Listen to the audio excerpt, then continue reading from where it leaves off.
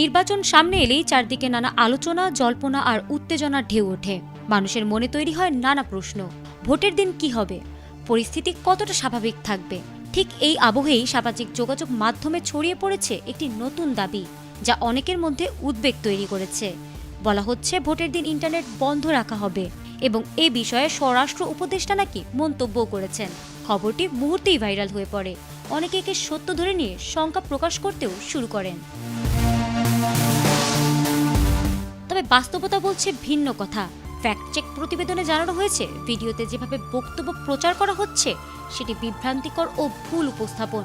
স্বরাষ্ট্র উপদেষ্টা নামে যে দাবি ছড়ানো হয়েছে তিনি আসলে তা বলেননি। ইন্টারনেট যদি কেউ বন্ধ করে তাহলে আমরা আইনের আওতায় নিয়ে আসবো।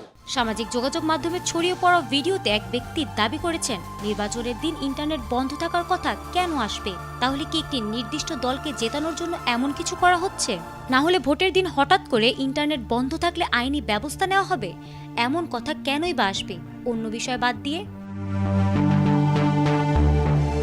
জানা গেছে, চট্টগ্রামে একটি নির্বাচন সংক্রান্ত সভায় স্বরাষ্ট্র উপদেষ্টা বলেছেন ঠিক উল্টো কথা। নির্বাচনের দিন ইন্টারনেট বন্ধ করা যাবে না এবং ভোটের সময় ইন্টারনেট চালু রাখার বিষয়টিও নিশ্চিত করতে হবে। অর্থাৎ ইন্টারনেট বন্ধ থাকবে এমন বক্তব্য তার নয়।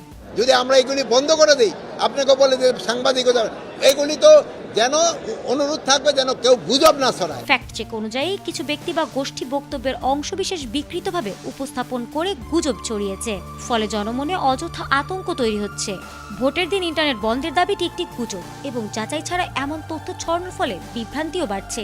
তাই যে কোনো খবর বিশ্বাসের আগে সত্যতা যাচাই করাই সবচেয়ে জরুরি। ফারহানা হক, এটিএন বাংলা।